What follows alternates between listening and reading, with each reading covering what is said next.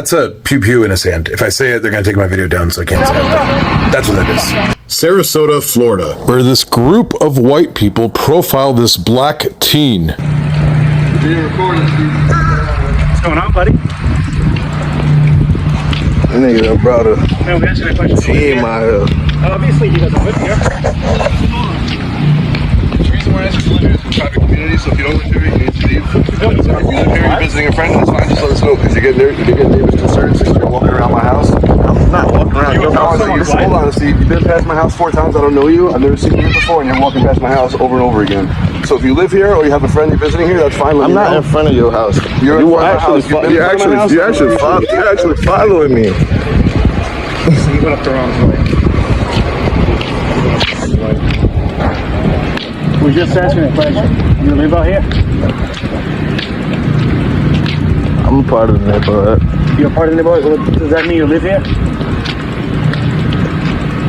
It's simple. Like, bro, what? I'm asking a question. You live here? You went up to my wife. Bro, I didn't go up to your wife, bro. I don't know who you're talking about. Bro. And I think I can walk around my neighborhood. If you live here, yeah. So you live here. Right. You live here? You gonna keep asking me the same question over and over and over and over and over. This man following me. Hi guys, welcome back to our channel. In case you're new here, my name is Maren. And I'm Maureen. Right, so in today's episode, we are going to be reacting to a video that has just recently happened in Sarasota, Florida, where a teenage boy, black boy we have to mention, was walking around his neighborhood and a bunch of palm-colored men started attacking him for no reason. And I asked myself, how come this is happening in 2024, yet some people boldly come out and talk about how racism does not exist in America? Yeah, so before we talk about this episode, let's just watch this video and then we come back and talk about it. And please guys, I want you to first notice the town where this event took place, Sarasota, Florida. And in doing my research, I found out that this town once was a sundown town. Right, so guys, let's watch this and then we come back and talk about it. But before we watch, I just want to urge you guys, please write us on the comment section, do you think this was a criminal act? Just let us know, because the matter ended up being reported to the police, and the police, Sarasota Police Department, came out and said they saw nothing criminal about what was going on in the video. So you guys just let us know, and this is quite sad that it happened. But anyway, let's just watch and then we come back and talk about it. And by the way, the investigations, some, you know, TikTok has its own investigators, and I'm quite glad that we have these online investigators. The individuals got identified, and let's just say if you watch the whole video, you'll find a part where the person who investigated this matter got in touch with the person who was pulling out a weapon. He got in touch with the wife, and she had plenty to say in defense of her husband. Let's watch, then we come back. That's harassment, right? You haven't answered yet. That's harassment, right? That's harassment, right? I think what you did to my wife, yes. Look. You followed it. You read it up. Yes, he lives there. He absolutely lives there. And he doesn't have to answer to anybody who decides to profile him. He doesn't have to. The fuck is y'all following? Why? Man, you don't tell me what the fuck I should not and should be. You better watch yourself. I don't even want to, like, I can't even be comfortable because look at this shit. Then y'all coming up the block way for people. They trying to walk and shit with their kids.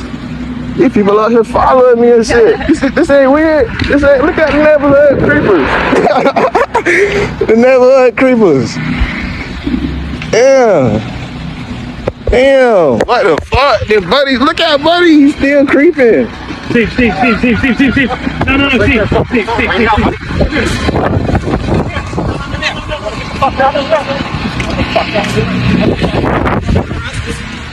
What the fuck? Hey, that's some weary shit, my boy. Damn.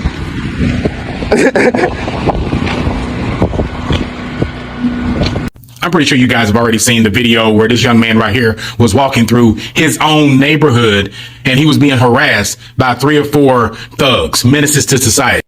Especially this one right here. This guy right here, this thug, this menace to society down there in Sarasota, Florida, actually was accusing him of messing with his wife. And I mean, just making up all kinds of lies. And this was an Ahmaud Arbery type of feeling here.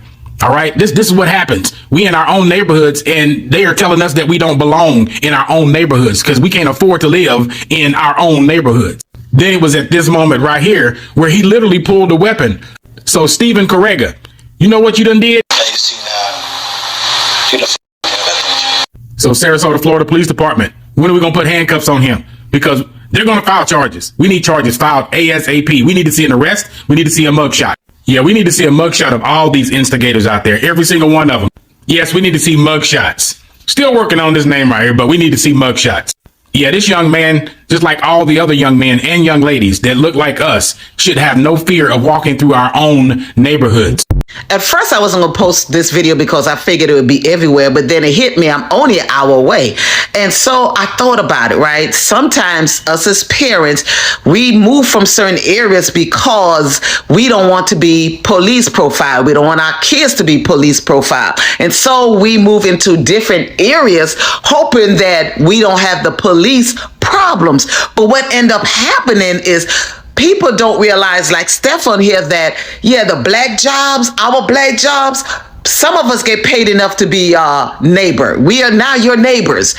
Some of us have black jobs and black businesses, so we're your neighbor. And unfortunately, you don't know us because we go to work, we go home, we handle our business, and we start the day again. We don't come and hang out at your door. We don't knock on your door and offer you cookies.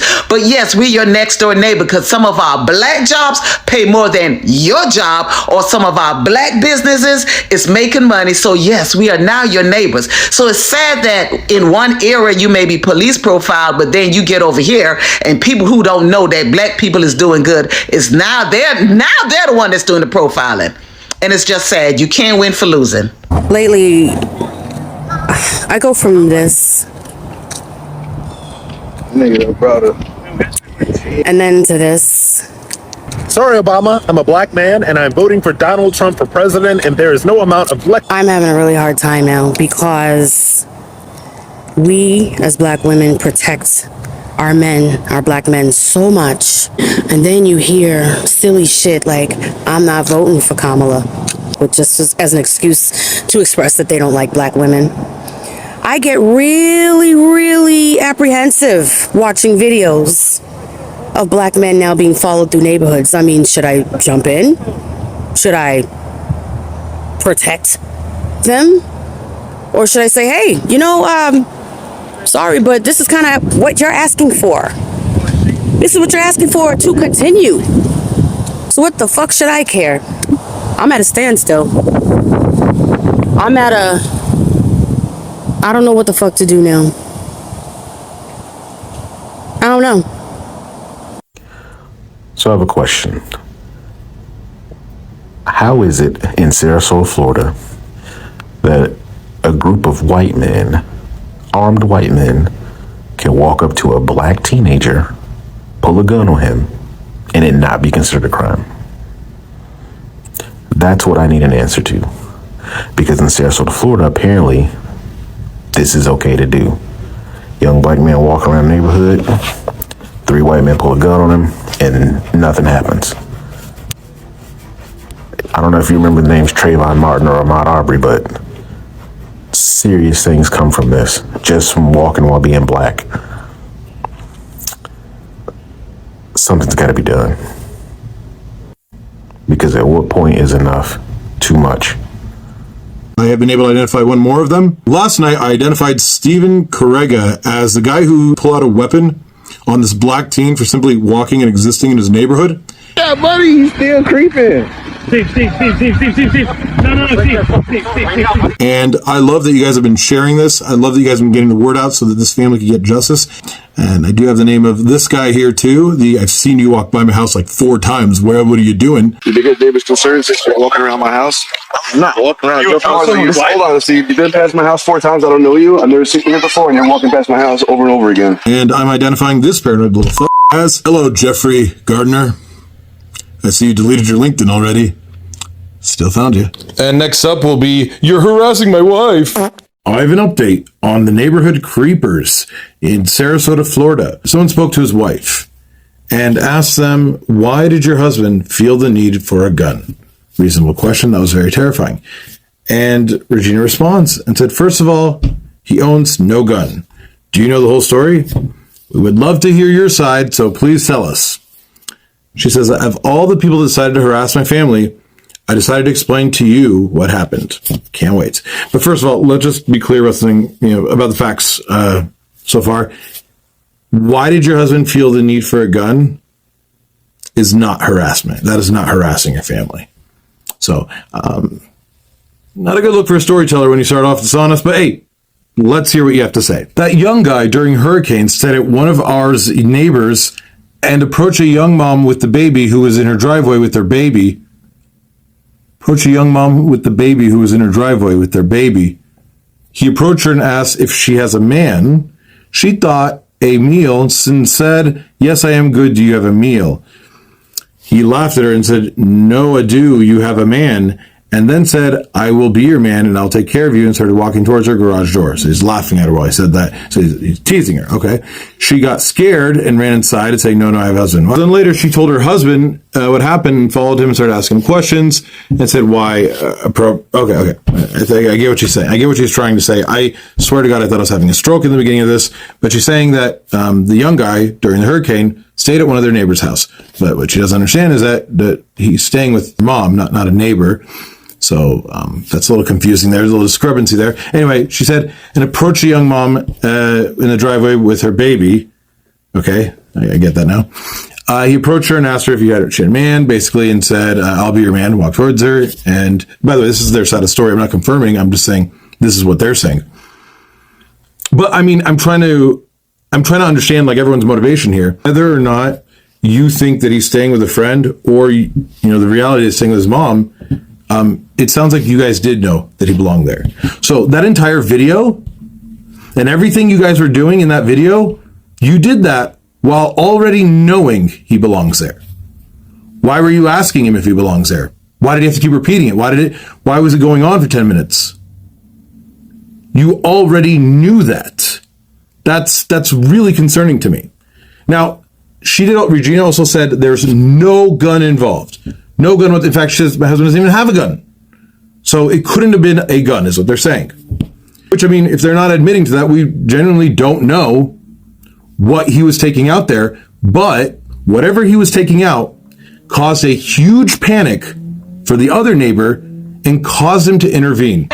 Just a quick update. While making this video, I was informed by one of the other neighbors around the neighborhood that had nothing to do with this event.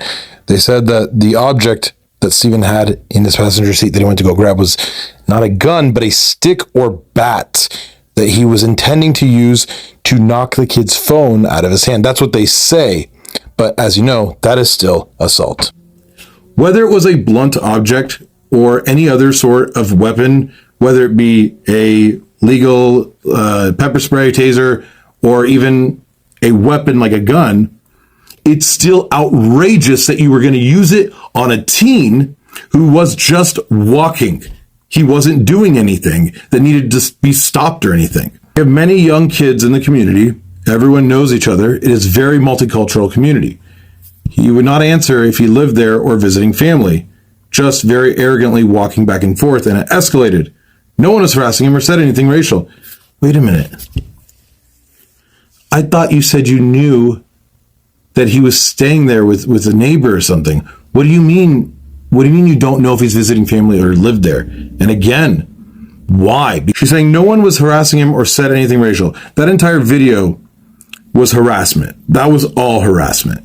So guys, welcome back. I know most of you have heard of the saying that goes, an apple doesn't fall far from the tree. And this is the case of these palm-colored people. Back in the day, in this very same town, black people were not allowed to be out after sunset because it was formerly a sundown town. And right now, years later, in 2024, we still see their descendants behaving like their ancestors. Yeah, I also feel like the wife who came out to explain their side side of the story, I feel like you shouldn't believe anything that they said, because the whole story just doesn't add up. And then when she made it clear to the person who was investigating the issue and trying to get their side of the story, and she made it clear to him that he's the only person she cared to explain to. The other people who've been harassing her because of this event, she didn't give them an explanation. And I was thinking to myself, why is it that you chose to give this person only your side of the story? And this is because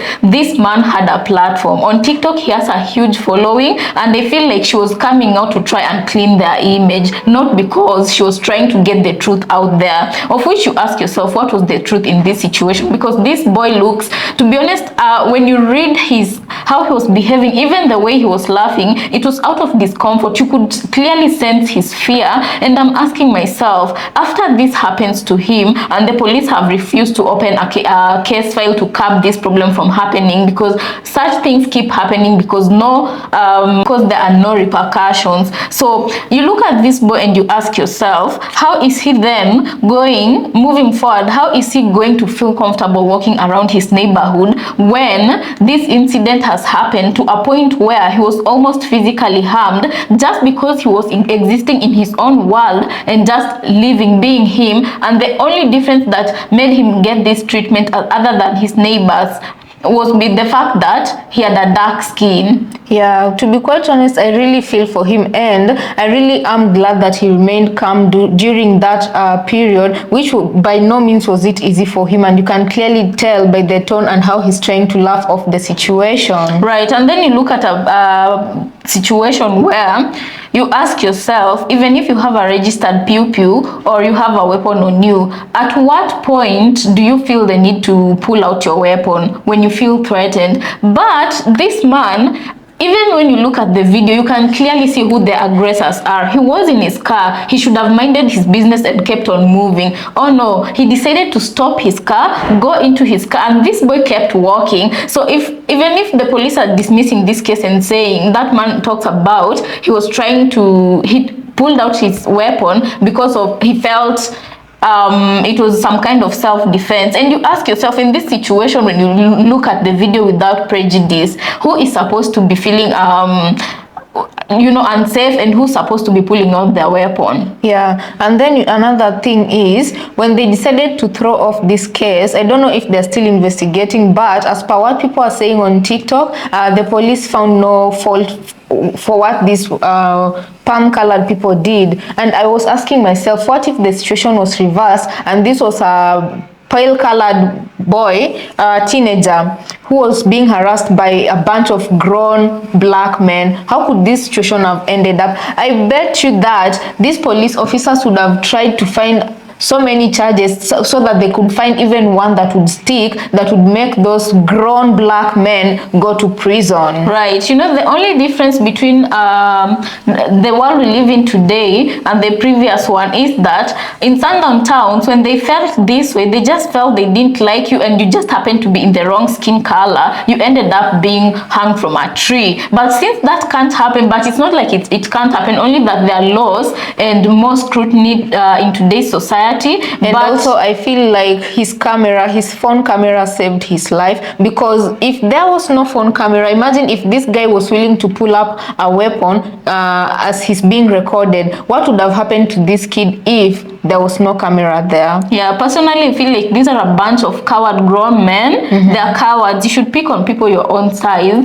And I'm like, if you feel so tough, why don't you go to black neighborhoods with your puff chest and act like that? Right. Why do you have to pick on a teenager? And then at the beginning they were asking a question. Anyway, I feel like this job belongs to the police, and I feel like people like him in that neighborhood, I'm very sure a lot of people have been called, they've called the police on them for looking the way this kid does. But these ones, you imagine to feel the audacity to feel like you're now the police and you have to ask people questions. It's their right to not want to tell you where they live, especially if they're not doing anything wrong and they've not broken into anybody's house, they're just walking. Right. And then second thing, you're not the police. You've not identified yourself. You've not produced a badge to show why you're questioning or questioning the kid. So and at the beginning he was even polite. He did say that he lived in the neighborhood, he belonged to the neighborhood, but these men, they didn't want to hear that. Then they were on a mission and they wanted to frustrate his life. Yeah,